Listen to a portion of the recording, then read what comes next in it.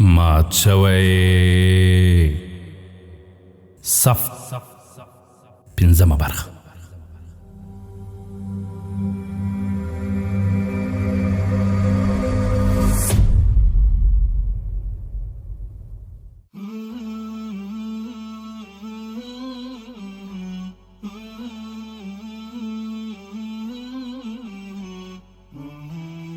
مات شوی صف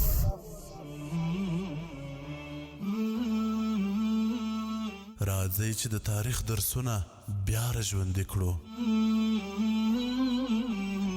مات شوی صف.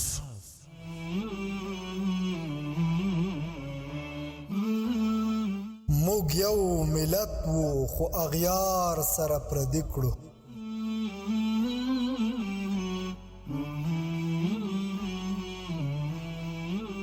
مات شوی صف. صف مات شو او له هرې درزې نه یې وینه وبهېدله.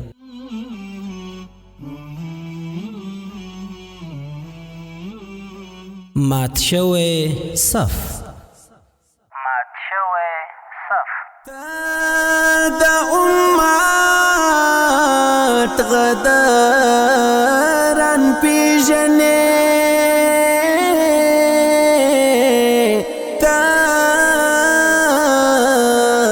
د امت غداران پیژنې.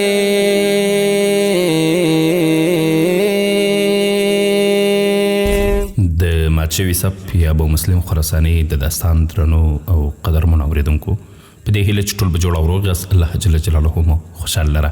دا زه محسن احسان یو ځل بیا د مات شوي صف د داستان د خپرونې کوربهتوب کوم، په دې هیله چې دا خپرونه هم تر پایه راسره واورئ. درنو او قدرمنو اورېدونکو، په تېر برخه کې مو واورېدل کله چې سپاح ته د دې حالاتو په اړه خبر ورسېد، نو هغه اسماعیل بن علي موصل ته ورولېږه او یحیی د پارس حکومت ته تبدیل کړ. دا چې نور څه وسول دا به په نن خپرونې کې واورو انشاءالله تعالی. د سپاح د حکومت په دوران کې د روم قیصر په 133 هجري کال کې د ملتیه او کالکلیه ښارونه د مسلمانانو څخه د تورې په زور ونیول. په همدې کال یزید بن عبید الله بن عبدالحمدان او د مدینې نه ابراهیم بن حبان سلمي د امامې نه پوځونه راټول کړل او هغه لور ته یې ورولېږل. هلته مصنع بن زید بن عمر د خپل پلار د وختو راهیسې حاکم و. هغه د ابراهیم سره مقابله وکړه او ووژل سو. په همدې کال په بخارا کې شریق بن شیخ مهدي د ابو مسلم په خلاف خروج وکړ او د دې 1000 عسکرو سره یو ځای د مقابلې لپاره حاضر شو. ابو مسلم د هغه سره د مقابلې لپاره زیاد بن صالح ورولېږه. شریق مقابله وکړه خو د جنگ په وخت کې ووژل سو. په 134 هجري کال پیل شو چې په دې کال کې بسام بن ابراهیم د بنو عباس د خلیفہ سپاح په خلاف د بغاوت بیرغ پورته کړ. بسام بن ابراهیم یو وخت خراسان ته کړه او میړنی سالار. د بغاوت بریالیتوب وروسته د مداین په ښار ولقه وکړه. اوس نو د همدې بسام بن ابراهیم د بغاوت د له منځه وړلو په خاطر سپاح خلیفہ خازم بن خزیمه او محمد بن اشعث دواړه د هغه لوري ته ورلېږل غوښتل. خازم بن خزیمه او محمد بن اشعث دواړه د خلیفہ سپاح قصر ته ورننوتل. کله چې سپاح ته د هغوی د راتلو خبر ورکړل شو نو سم د لاسه یې راوبرل. کله چې دوی هلته ورغلل نو سپاح ډېر درنښت وکړ او په خپل څنګ کې په ډېر درنښت او عزت سره کېنول. بیا د محمد بن اشعث په لور د کتلو وروسته وویل، ستا ترور زوی خازم بن خزیمه ماته ویلي و چې ته د کوم کار د سرته رسولو لپاره چیرې تللی وې، و چې ته بیرته راستون شوی یې، نو خازم بن خزیمه به درته د هغه عسکري میشن په اړه معلومات درکړي وي چې تاسو دواړه هغه لوري ته ورتلونکي یاست. د دې کار لپاره ما لښکرې هم ټاکلی دي چې ستاسو د قومندې لاندې به ځي. زه غواړم چې که ته نن را رسېدلی نو یو 2 ورځې آرام وکړه او بیا لښکرې واخله او بسام په لور کوچ وکړئ. زه غواړم چې د وخت د ضایع کولو پرته تاسو دواړه ورونه هغه وځپئ. زه به له تاسو سره خپل چوپدار هم ولېږم. دواړه د مستقر په لور ولاړ شئ. هلته به تاسو ته له تاسو سره تلونکي لښکر ځای په ګوته کړئ. د سپاح د دې وړاندیز سره دواړو خازم بن خزیمه او محمد بن اشعث اتفاق وکړ. هماغه و چې د سپاح د وینا سره سم چوپدار په ملګرتیا ولاړ. په لارې کې به یو ځای کې محمد بن اشعث تم شو او د یوه کور دروازه یې ور وټکوله. بیا د هغه ځای د محمد بن اشعث ملګري روح بن حاتم راووت. هغه ته محمد بن اشعث وویل، زه او خازم هم دا اوس د سپاح سره د لیدو نه وروسته راستنه شوي یو. موږ دواړه د یوه لښکر سره د بسام په لور د یو عسکري مهم لپاره روانېږو. بیا یې خپله خوله د روح بن حاتم غوږ ته ونږدې کړه او ورته وویل، وروره ته خو پلټونکی هم یې، په دې خاطر خیر تا ته دا کار در سپارم چې کوم خلک چې له تا سره یو ځای د اقلیما د خور ارم پلټن پسې ګرځي د هغوی سره یو ځای شي او د ارم پلټنه وکړم. زما له اړخه شبیب بن رواح د حرب بن قیس ته همدا پیغام ورسوه چې هغوی د زما تر شا د عسکرو قرارګاه ته ځانونه ورسوي. زه غواړم هغوی هم له ځان سره په دغو لښکرو کې چې د بسام د ځپلو لپاره هغه لور ته ځي شامل کړم. روح بن حاتم د محمد بن اسعد دغه وړاندیز ومنه. د دې نه وروسته به محمد بن اسعد او خازن بن خزیمه د دې ځای څخه لږ مخ ته تللي وو چې روح بن حاتم په چټکۍ سره ولاړ او شبیب بن رواح او قیس بن حرب له ځان سره راوستل. بیا دوی څلور واړه د سپاه د چوبدار سره یو ځای د عسکرو د قرارګاه په لور ولاړل. څلور واړو د عسکرو ځای وکتلو او هغه کسان یې معاینه کړل چې د دوی سره یو ځای د بسام د ځپلو لپاره ورتلل. دوې ورځې وروسته څلور واړه د لښکر قیادت کولو او د بسام د بغاوت د ناکامیو په خاطر د مدائن په لور روان شول. یو ورځ اقلیما بن مرمان د سالم بن تمازر په مېلمستون کې ځان ته ناسته وه. لږ شېبه وروسته کلثوم بن سالم او د هغه مور ربیله هم مېلمستون ته راننوتې او د اقلیما تر څنګ کېناستلې. کلثوم ورته ویل خورجاني ما خوراک تیار کړی دی که لوږه محسوسوې نو راوړم. اقلیما ورته په غور سره وکتل او ورته وویل نه کاکا سالم بن تمازر او عدي بن عمیر هم راځي بیا به ټول یو ځای کینو. د اقلیما په دې خبرو کلثوم او رمیله دواړه خوشحاله سوې. لږ شېبه وروسته کلثوم یو ځل بیا اقلیما ته مخ کړ وویل خورجاني د بنو امیه حکومت چې دومره توانا او مستحکم و نو بیا ولې د زوال او د کورنۍ د اړو دوړو سره مخ شو. د کلثوم په دې خبر اقلیما په ډېره غمجنه توګه سر راپورته کړ خو کلثوم چې د هغې په خفګان وپوهېده نو سم د لاسې تر بښنه وغوښتله. داسې برېښي چې زما پوښتنې در باندې ښه اغېزه ونه کړم په دې خاطر زه په خپله خبره بیرته اخلم. اقلیما ورته په خندا شوه او ورته وویل کلثوم ته خو زما خور یې دا څه ډول خبرې کوې؟ زه ستا په هېڅ خبره خف شوی نه یم او نه زما زړه ته کوم خبره غلطه راغلې ده. ته فکر مه کوه زه به درته په تفصیل سره ووایم چې ولې د بنو امیه د زوال او د تباهۍ سره مخامخ شول. اقلیما تر یو وخته پورې ارامه ناسته وه. بیا د رمیلې او کلثوم په لور مخ ور وګرځاوه او ورته ویې ویل صحیح خبره دا ده چې د سیدنا عثمان غني رضی الله عنه د خلافت په نیمایي وختونو کې کورني بغاوتونه او سازشونه پیل شول. د هغې لومړۍ پایله دا وه چې حضرت معاویه رضی الله عنه ته خلافت ورسېد او هغه د بنو امیه د خلافت بنسټ کېښود. د بنو امیه د خلافت د تباهۍ او اسلامي امت د بربادۍ او بدبختۍ لپاره په هماغه لومړیو کې د دې خلافت بنسټ ایښودونکی حضرت معاویه رضی الله عنه د دې تهداب تیږه کېښوده ځکه چې هغه خپل زوی یزید خپل ځایناسي وټاکه. د ولیعهدۍ او ځایناسي وبا د هماغه ځایه پیل شوې ده او تر اوسه د مسلمانانو تر شا روانه ده. د امیر معاویه رضی الله عنه د همدې عمل پایلې وې چې هغه خوشحالونکي او ښېګڼیز او رفاهي جمهوریت چې اسلام قایم کړی و له منځه ولاړ شي او د هغه په ځای کورني حکومتونه چې د انسانیت لپاره یو لعنت دی ونیسي بیا قایم کړل شي. جوړ پېمال شوی معظمت دی پاڅه توري وشرنګ و ننګ ته ضرورت دی حسب د ننګ بیرغ کده سعید بن خالد غوندي ځان قربان کړه ته هم د امت د هر شهید غوندي تا ته دا خوبیب د عشق او در قصه معلومه ده تا ته رنګ په وینو د سینوار قصه معلومه ده نوم د ملا عمر منصور جلال ته اورېدلی دی تاریخ غزنوي میرویس ابدال دې هم لوستلی دی تاریخ غزنوي میرویس ابدال دې هم لوستلی دی ویان د تاریخونو د محسن. خبرونه درنو او قدرمن اوریدونکو دلته د جمهوریت خبره راغله بیا ملګرو ته شک پکې پیدا کیږي مجبور یم چې لږ څه وضاحت یې وکړم.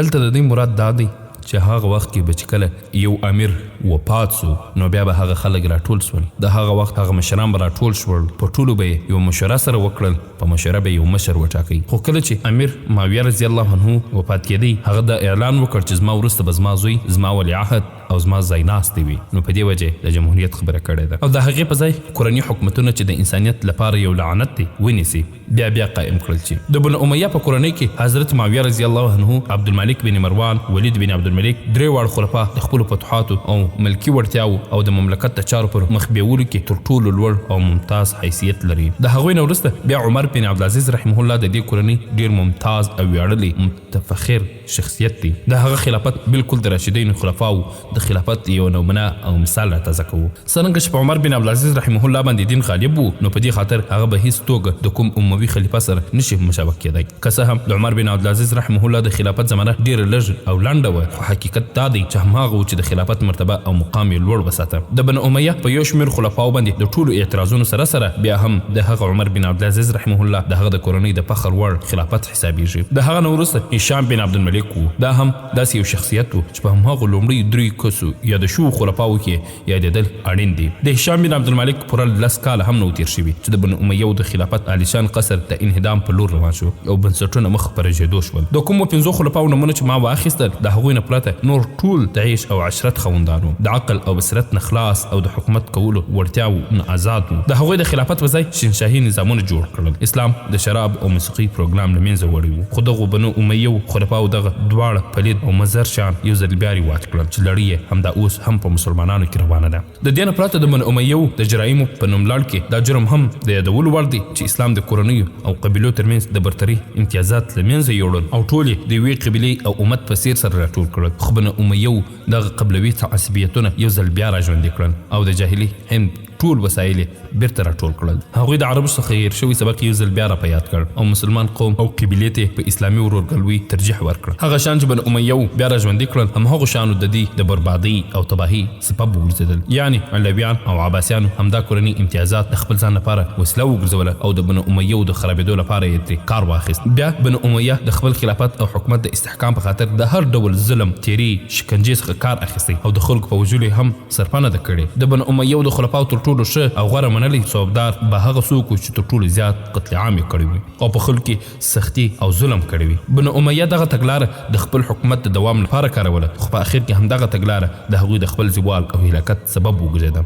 ځکه د خلکو ترمنځ د هغوی ملاتړ ورک شو او خلک به پرله پسې ویرې او خوب کې دې ته مجبور شول چې د بنو امیه څخه خپلې هیلې یوې لوري ته کړي. په دې کې شک نشته چې بنو امیه په عربي قبایلو او قریشو کې یوه ستره او نوموړې قبیله وه او په دې قبیله کې ډېر داسې خلک پیدا شوي دي چې د ملک د ادارې او حکومت په اصولو ښه پوهېدل. خو دې قبیلې ته د جاهلیت په دوران کې هم دغه خصوصیت ور په برخه وو. خو د دې مقصد هیڅکله هم دا نه دی چې بنو امیه په کورنیو کې دي دغسې نااهله او کم ظرفه انسانان نه پیدا کېږي. که چیرې په بنو امیه کې د ولیعهدۍ لړۍ نه وی پیل شوې او خلیفه ټاکنه د امت پورې اړونده وای، یعنی مسلمانانو په خپله خوښه او د رایو په اکثریت سره د بنو امیه کوم کس د خلیفه په څیر ټاکلی، نو بیا به هم که څه هم د عامو مسلمانانو په برخه کې به ډېرې بې انصافي او غلطي ګڼل کېده، خو د بنو امیه خلافت به دغسې نه وای او نه به د دغه ډول زوال سره مخ کېده، بلکې برعکس به عمر ورشوي او د دغه شکایتونو چې پیدا شوي وو د دې ټولو جبیره شوې وه. دا باید هم ډاګیزه کړم چې په سازشونو، تدبیرونو او چالاکیو کې هم بنو امیه د نور قبیلو په بنسټ ډېره مخ ده او د دې په خلاف قیام هم د همدې شیانو څخه د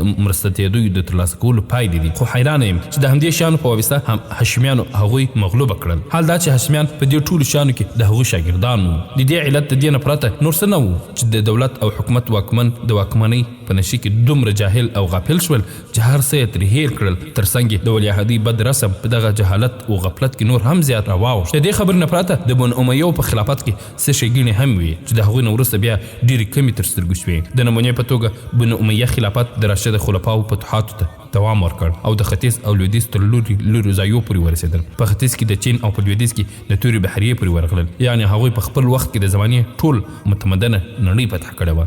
د همدې په وختونو کې د سمندرونو تر دروازو، تر جزیرو، د افریقې براعظم، تر دښتو او د هندوستان تر میدانونو پورې اسلام ورسېده. د بنو امیه د خلافت په زمانه کې اسلامي حکومت د نړۍ ډېر برخې ته رسېدلی وو او د ټولو اسلامي هیوادونو همدا یو مرکز درلود. د بنو امیه نه وروسته مسلمانانو ته نورو فتوحاتو لپاره ډېر کم وخت پیدا شوی دی، یعنې د هیوادونو د نیولو پروګرام د بنو امیه سره وو. د هغوی نه وروسته بیا یوازې د هیوادونو کنټرولول پاتې وو. د بنو امیه نه وروسته د اسلامي هیوادو مرکزیت هم له منځه لاړ، بلکې په ډېرو هیوادونو کې ځان ته حکومتونه جوړ شول چې په دې ډله کې عباسي خلافت تر ټولو لوی حکومت وو. تر دې ځایه اقلیمات تم شوه، ساه یې واخیسته او بیا یې خپله خبره وزغوله. د بنو امیه د خلافت په وخت کې د عربو د یو فاتح قوم حیثیت درلود. عربي اخلاق، عربي ژبه، عربي تمدن، عربي رسم و رواج په ټولو نورو مراسمو باندې غالب وو. خو د بنو امیه نه وروسته عجمي او نورو قومونو ته دا وړتیا په لاس ورغلل او هغوی د دې توان پیدا کړ چې په عربو حکومت وکړي او په هیڅ توګه د عربو فاتحانه عظمت او فضیلت ونه مني. د بنو امیه د خلافت په دوران کې که څه هم خارجي شیعه او نور ډلې هم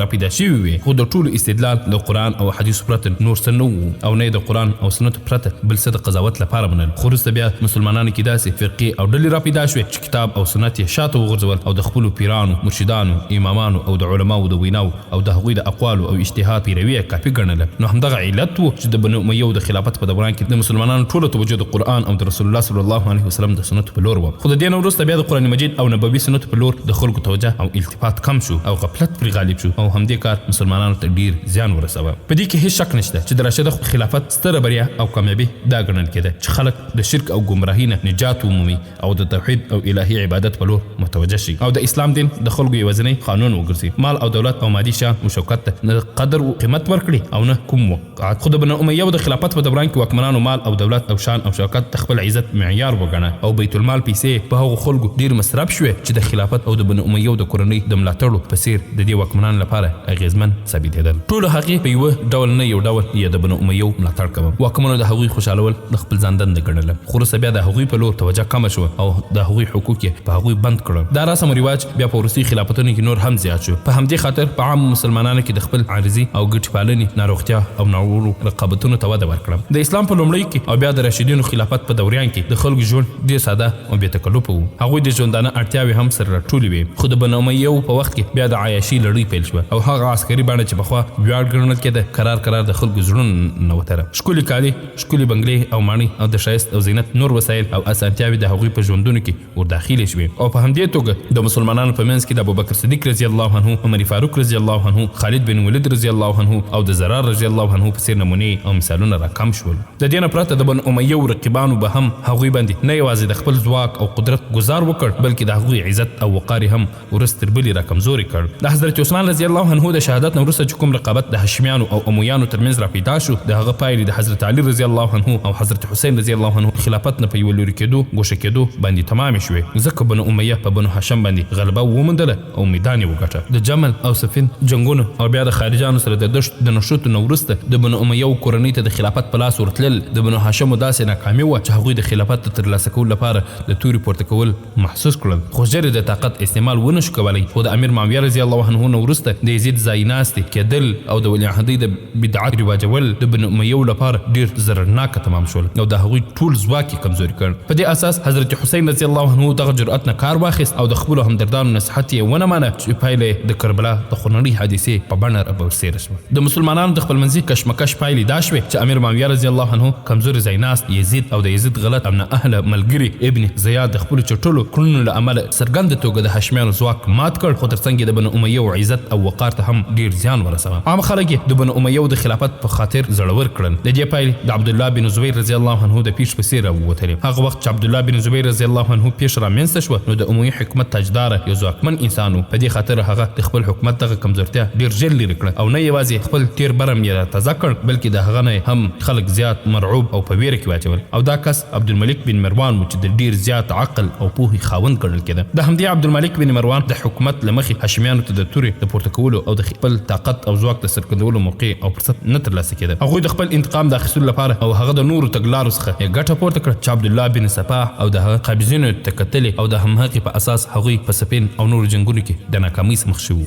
په هاشمیانو کې یوازې دوه کورنۍ سرداران مقتدایان، لومړی د حضرت علي رضی الله عنه د اولادې او بله د حضرت عباس رضی الله عنه د اولادې. حضرت علي رضی الله عنه د رسول الله صلی الله علیه وسلم د کاکا زوی او د هغه زوم هم او حضرت عباس رضی الله عنه کاکا و. دواړه کورنۍ خپل ځانونه اهل بیت د رسول الله صلی الله علیه وسلم د کور خلک ګڼل. په دې خاطر خلکو سیادات او عظمت تسلیموه. څرنګه چې حضرت علي رضی الله عنه د بنو امیه په مقابل کې نیغ په نیغه متضرر شوی و. په دې خاطر په علویانو کې د عباسیانو په نسبت ډېر جوش او خروش موجود و. د حضرت حسین رضی الله عنه د شهادت نه وروسته په علویانو کې د فاطمیانو په نسبت د انتقام لپاره ډېر جوش او جذبه موجوده وه. په علویانو کې دوه ډلې وې. یوې هغه و چې د حضرت حسین رضی الله عنه اولاد د خلافت وړ او حقدار ګاڼه. دویمه هغه ډله وه چې محمد بن حنیفه د خلافت وړ او حقدار ګاڼه. دریمه ډله د عباسیانو وه خو تر ټولو زیاته ځواکمنه ډله د فاطمیانو وه. دوی د حضرت حسین رضی الله عنه خواخوږي وو او د کربلا د خونړي پیش له مخې د هغوی سره همدردي زیاته شوې وه. او بله د حضرت فاطمه الزهرا رضی الله عنه ډله وه چې د هغې د اولاد او نسل له مخې د تکریم او عزت خاوندان ګڼل کېدل.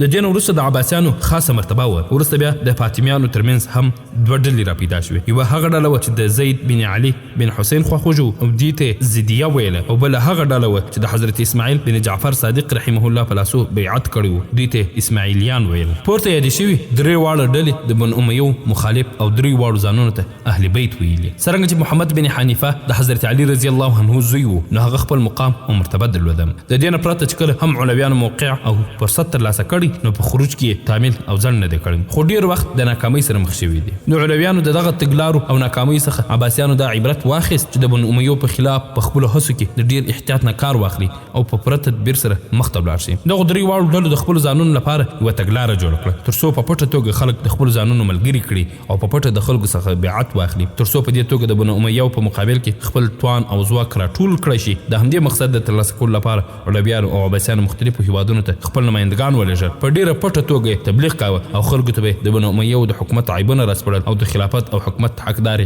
عباسیان کړل. دغه کار په ډیره پټه توګه او په پوره هوډ او عزم سره روان و. د دې کار پیلامه د عبدالملک بن مروان په زمانه کې وشوه. دغه درې واړه ډلې په خپلو کې یو د بل سره شریکې وې او څرنګه چې درې واړه د بنو امیو دشمنان وو نو په دې اساس یې په خپلو منځو کې هیڅ ډول رقابت او یا تورورولي نه موجود. هڅه به یې کوله یو د بل راز پټ وساتي او د افشا کولو څخه یې ډډه وکړي. که څه هم د هر یوه کارندې او نقیبان جدا جدا وو خو د تبلیغ لپاره یې یو ډول الفاظ استعمالول تر څو یو د بل سره تصادم نه ځان خوندي وساتي. د نمونې په توګه د حضرت عباس، محمد بن حنیفه یا حضرت زین العابدین فضیلت بیانېده نو هڅه به یې کوله چې هغوی د خلافت مستحقین ثابت کړي. بیا یوازې دا هم نه و چې یو د بل سره مخالفت وکړي بلکې د بنو امیو د مخالف په جوش کې به د خارجانو سره هم د خلکو همدردي او مرسته جایز ګڼله ځکه چې خارجان هم په لومړیو کې د بنو امیو په خلافت په خلاف وو او د هغوی په خلاف په هڅو کې مصروف وو. حال دا چې څومره خارجان د بنو امیو د خلافت دشمنانو نو په همدې توګه د حضرت علي رضی الله عنه او د هغه د اولادې د خلافت هم دشمنانو. په هر صورت په دغو پټو کارونو کې د علویانو څخه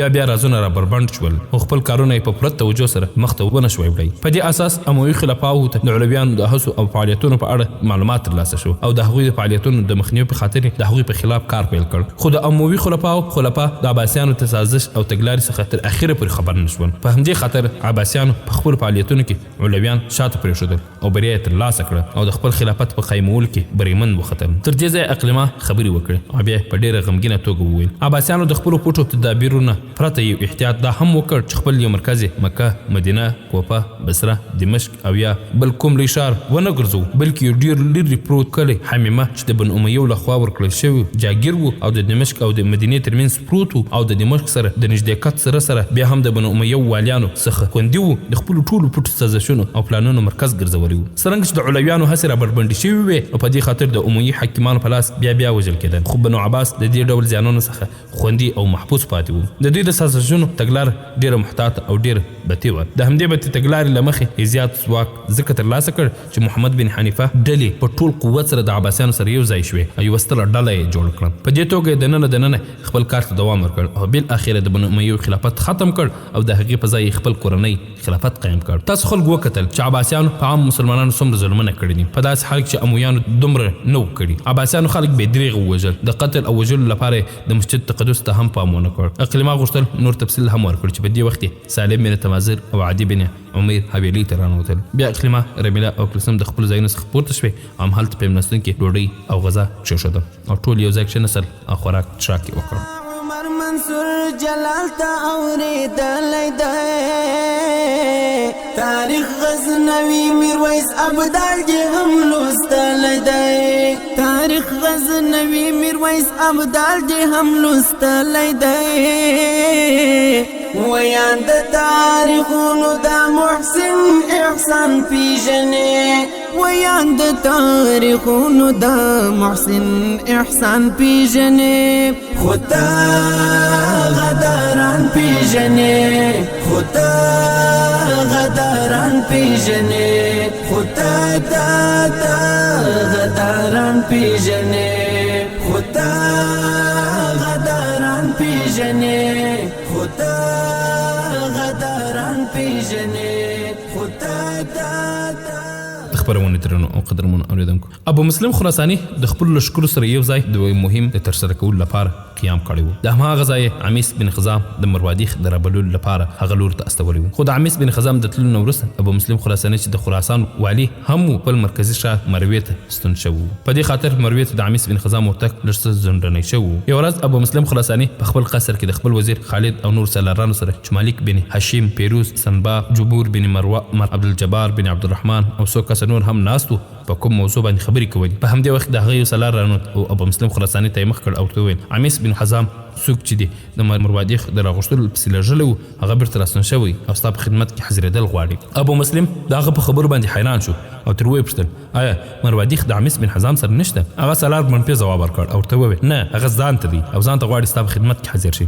د هغه دې خبرو ابو مسلم نور هم اندېښمن کړ. هماغه و چې هغه سالار ته حکم وکړ چې عمیس بن حزام دننه راولېږي. لږ شېبه وروسته عمیس راننوت، ټولو ته یې درنښت او سلام وکړ. ابو مسلم هغه خپل ځان سره کېناستو اشاره وکړه. کله چې عمیس بن حزام کېناست نو ابو مسلم ورته مخ کړ دوسته ما خو ته د مروادیخ د راوستلو لپاره استولی وي، خو زه ګورم چې ته ځان ته راغلی. مروادیخ څه شو او چیرې دی؟ ابن حزام ورته په ډېر غمجنه توګه وویل زه ستا د حکم په مطابق د برق په څېر د مروادیخ کلي ته ورغلم او ستا د حکم د طبیعت له مخې مې هلته قیام هم ونه کړ. په هماغه ورځ مې مروادیخ له ځان سره روان کړ، خو زموږ بدقسمتي وه چې کله موږ د غرنۍ لړۍ ترمنځ سفر کاوه په موږ ناڅاپي توګه د غوښ باران جوړ شو. د همدې غوښ په باران کې مروادیخ او د هغه ساتونکي له منځه لاړل او ما په ډېره ستونزمنه توګه خپل ځان خوندي کړ او راوتښتېدم. د غرنۍ سیمې د غرونو څخه غشي داسې راورېدل لکه سخت باران چې اورېږي. په همدې خاطر د هغوی څخه هېڅوک خوندي پاتې نه شول. د عمیس بن حزام په دې خبرو نه یوازې ابو مسلم خفه شو بلکې هلته ناست وزیر خالد بن عثمان او نور ټول سالاران خفه او غمګین شول. ان تر دې چې ابو مسلم خراساني عمیس بن حزام ته وویل ابن حزامه تا ډېر اوږد سفر کړی او راستون شوی ورشه او آرام وکړه. د دې خبر سره سم عمیس د هغه ځای ووت. د هغه د وتلو وروسته تر لږ شېبې پورې چوپتیا خپره وه. بیا وزیر ابو اسحاق خالد بن عثمان او د لښکرو نورو سالارانو د ملک بن هاشم او پیروز سنباد په لور وکتل. نو ابو مسلم خراساني ورته په خبرې کې ویل زما ملګرو دا مروادیخ به چا وژلی وي؟ د ابو مسلم د دې پوښتنې په ځواب کې پیروز سنباد وویل مروادیخ د محمد بن اشعت کاکا وژلی و او د دې لازمي پایلې دا کېدی شوې چې محمد بن اشعت به هرومرو یو ورځ مروادیخ له منځه وړي. زما اندا دی چې دا کار د محمد بن اشعت پرته بل څوک نشي کولی. کله چې پیروز سنباد چوپ شو بیا د هغه په لور د کتلو په وخت کې ابو مسلم خراساني وویل هغه خبرونه چې موږ ته تر اوسه پورې رسېدلي دي د هغې له مخې خو قاسم بن خزیمه او محمد بن اشعت دواړه په انبار ښار کې دي. دا به څه ډول شونې وي چې د انبار څخه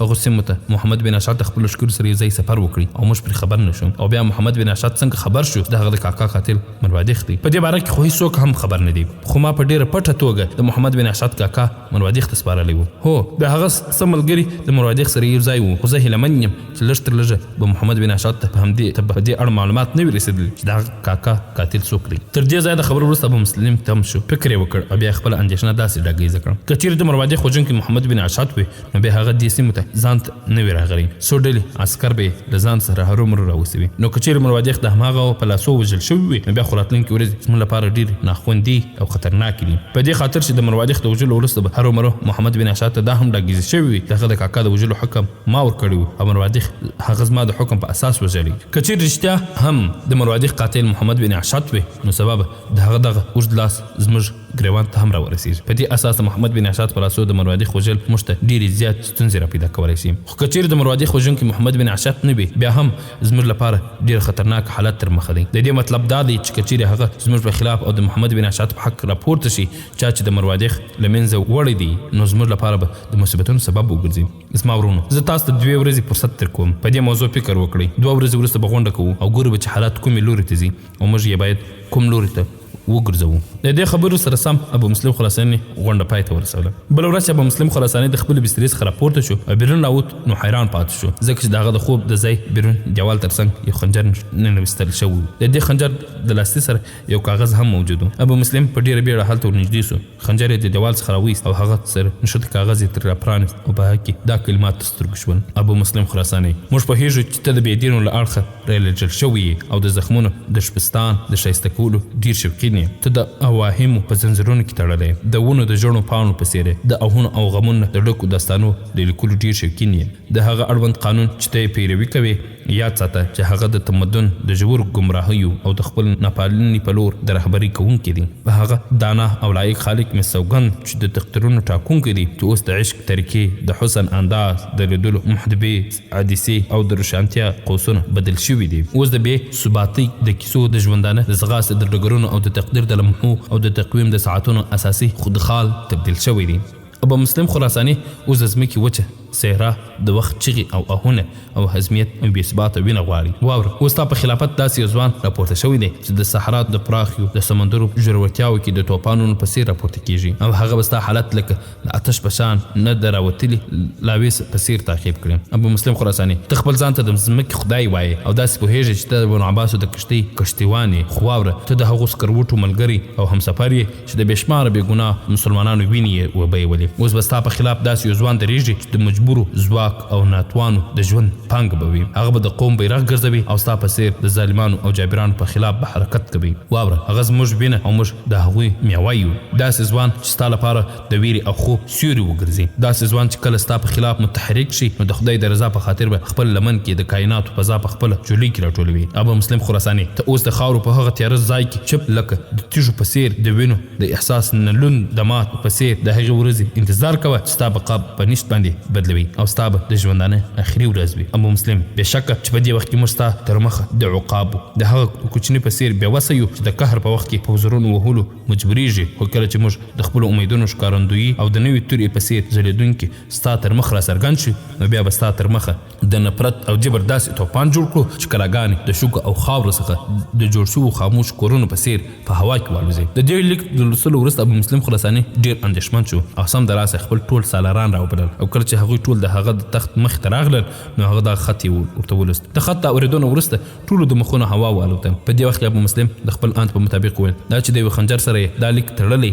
او زما د خوب د کوټې بیرون یې دیوال سره نښلولی دا د کوم عام سړي کار نه دی او نه کوم عام کس دغسې بېباکه کار کولو ته زړه ښه کوي. په هر صورت موږ باید ډېر محتاط اوسو. د دې مطلب دا دی چې زموږ په لښکرو کې د دښمن کارندې او ځمکې حشرات هم خپل کارونه کوي. د دې خبرو سره سم ابو مسلم لږ څه فکر وکړ. بیا خپل سالار پیروز سمبا ته هغه خنجر ورکړ او ته وویل دا خنجر همدا نن بازار ته یوسه او قیمت یې معلوم کړه. تر څنګ یې د ټولو دوکانونو څخه پوښتنه وکړه چې دا خنجر تر چا اخیستی دی. په دې توګه به موږ هغه حرکت کوونکي په ښه توګه وپېژنو او په نیولو به یې کامیابه شو. د دې وروسته د ابو مسلم خراساني د وینا په اساس ټول سالاران بیرته خپلو ځایونو ته لاړل. ركنودين او نور دين تاريخ هم وستيدين تا دورة قب قاشم ويل علي تاريخ هم وستيدين ما شاء الله تاريخ كي خودا طول اتلان بيجني خدا غداران بيجني خدا غداران بيجني خدا تا غداران بيجني. طارق بن زیاد له اندلس شعله پورته کړه زړه د قرطبې د الا الله د نعره پورته کړه مسافر د مرګ ته انتظار جولسونه هم د غم ځپل غزې دا وړه قومونه محمود غزنوي خپلونې درنو او قدرمن اورېدونکو یو ورځ د بنو عباس باغي بسام بن ابراهیم د مدائن په ښار کې د خپلو سالارانو سره په یو ځای کې ناست و. دغه ځای د ایرانیانو پخوانی محل او د کسرا تخت هم یادېده. بسام بن ابراهیم په همدې محل کې د خپلو سالارانو سره مشوره کوله. د کسرا دغه تخت په مدائن کې د ایرانیانو پادشاه نوشیروان تعمیر کړی و. دې محل کې یو ستر هال او ترڅنګ کې په لږ واټن کې یو بل ډېر ښکلی تعمیر اباچه و چې ورته د کسرا حریم هم ویل. د دې ترڅنګ د دې شمال کې څو نور تعمیرونه هم اباچه و. په دې ټولو عمارتونو کې یوازې د کسرا تخت دغسې یو ځای و چې نښې نښانې تر اوسه هم شته. د هغې مخه چې د شمال لوري ته د 9 ګزه لوړوال لري په دې کې یو دیوال داسې هم دی چې هیڅ کړکۍ نه لري خو په ډېرو مستحقو سنتو او محرابونو باندې ښایسته کړل شوی. د کوچنۍ محرابونو کتارونو د 4 منزله عمارت په بڼه جوړ کړل شوي دي. د دې ډول دیوالونو نمونې د ختیځ په هغو ښارونو کې چیرې چې د انانیت اغېز ډېر و هرومرو ترلاسه کېږي. په ځانګړې توګه په المیره په ښار کې دغه ډول عمارتونه ډېر تر سترګو کېږي. د مداین د ایوان د دغه عمارت مخې ته د سنگ مرمرو پلنې تختې لګېدلې د اوسپنې پتري په سرو زرو یا سپینو زرو باندې لتاړ شوي د دې د پاس ته لګېدلې دي. تر 1888 کال پورې د دې تعمیر مخه او مرکزي حال په خپل ځای پاتې و خو د شمال اړخ یې خراب شوی او اوس یې جنوبي بازو هم رالوېدلی دي. د مخې دیوال ترمنځ یې یو ستر محراب جوړ شوی و چې ژوروالی د عمارت تر بنسټونو پورې رسېدلی و. دا د دربار مرکزي حال و چې اوږدوالی 23 متره او پلنوالی 25 متره و. د مخامخ برخې د دواړو بازوګانو ترڅنګ 15 کوټې وې چې لوړوالی د تاک نه ډېر کم و. د هغه د پاسه هم محرابي چتونه جوړ شوي وو او د بیرون له اړخه د یو ستر دیوال په سره رنګ شوي وو. د عمارت د لویدیځ دیوال شاته غالبا ترمنځ یو مربع شکل حال وو چې د دربار د حال سره نښتي وو. هغه دواړو خواو ته دوه کوچني کوټې جوړې شوي وې. د دې ځای ټول دیوالونه او محرابونه شختو څخه جوړ شوي وو او د هغه د اثارو پلنوالی غیر معمولی وو. د جرمني خلکو په دې وختونو کې هلته کندنې کړې دي. د هغې څخه د ساساني تمدن د ښایست ټوټې هم راویستلې دي. په مداین کې د ایوان د خپل جوړښت له مخې د تمدن د هغو لومړنیو مدراجو یوه نمونه څرګندوي او خپل کتونکي د خپل مجموعي شکل ټولو جزیاتو د ښایست په ژورتیا کې نکې باسي. د ایرانیانو پخواني پاچاهان په عامه توګه همدلته اوسېدل. یو عرب شاعر د دې محل په اړه داسې څه لیکلي دي: د محل حیرانوونکي جوړښت ته په کتلو سره داسې څرګندېږي لکه د یوه غره د پاسه غونډۍ یې چې تراشلې وي. هغه دومره لوړ دي چې د دیوالونو کنګر یې د کوهستانونو څخه راپورته کړي دي. موږ ته اندازه نه لګېږي چې دا تعمیر د هغه وخت خلکو یا پیرانیانو د اوسېدو لپاره جوړ کړی او که پیرانیانو د انسانانو د اوسېدو لپاره تعمیر کړی. مشهور تاریخ پوه خاقاني چې څه وخت د حج د فریضې د ادا کولو نه بیرته راستون شو نو لاره یې د مداین څخه راتېرېده. د مداین د دې کونډرو په کتلو سره یې د مداین د ایوان دربار په نامه یو نظم ولیکه چې ژباړه یې څه دا ډول وه. مخکې له دې نه چې د هغه عادل پادشاه د خوب دروازه وتړل شي مناسبه ښکاري چې هغوی د یو شمېر ویناو یادونه وکړو ځکه هغه اوس هم د لارې د څراغ په څېر کارول کېږي. که چیرې زمانه زموږ سره موافقه نه وي نو موږ باید د زمانې سره توافق وکړو. نړۍ فاني سرای دی او موږ مسافر یو او مسافر به هرو مرو د سرای نه کوچ کوي. هیڅ ساکن شی مه متحرک کوئ او هر متحرک ساکت کړئ.